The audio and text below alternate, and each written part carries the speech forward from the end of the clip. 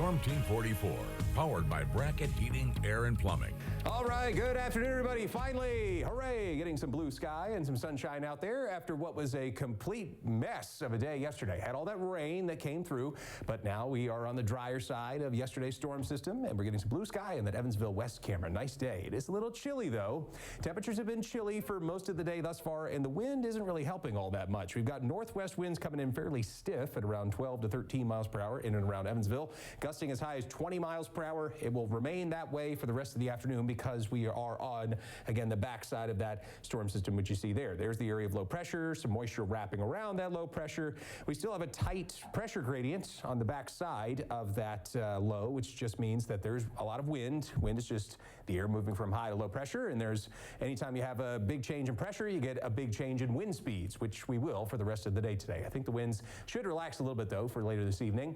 Because it's coming out of the northwest, that means cold air advection, and thus temperatures only topping out today in the upper 50s to lower 60s for us, and then we cool down fast tonight as both the winds relax and the sky stays clear. Temperatures fall faster, so mid 40s for those temperatures by around 9-10 o'clock tonight, and by tomorrow morning we'll be close to 40 degrees for the overnight low. Not quite cold enough to see frost in the ground, and certainly not quite freezing, but cold nonetheless for early tomorrow.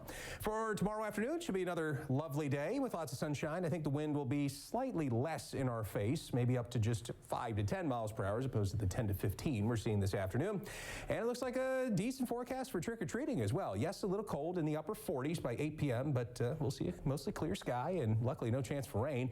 It is going to get cloudier into Saturday morning because we have another weak system that's going to be coming in from the northwest, which should give us potentially just a couple little drops of rain, I think, for Saturday afternoon. Cloudy skies take over for Saturday afternoon.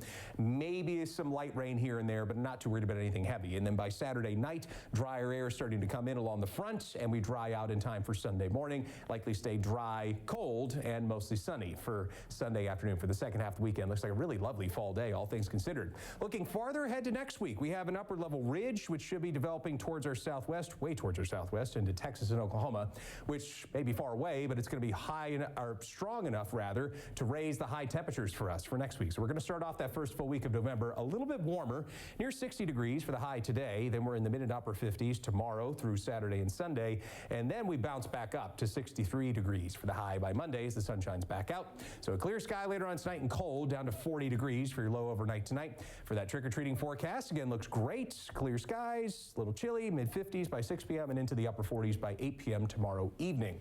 And for the early part of next week, we go up from 63 degrees for the high Monday to 67 to 68. So not a huge dramatic warm-up, but warmer nonetheless as we get into that first full week of November.